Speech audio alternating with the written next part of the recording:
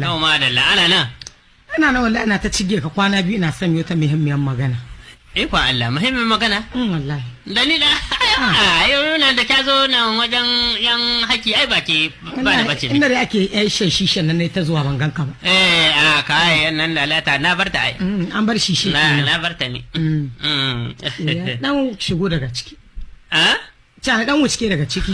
Shawara dauka daki abin nake da dama. Da dama mu. Abin nake mai yawa. Yawa ne. Tawa da lato gani. To kwando.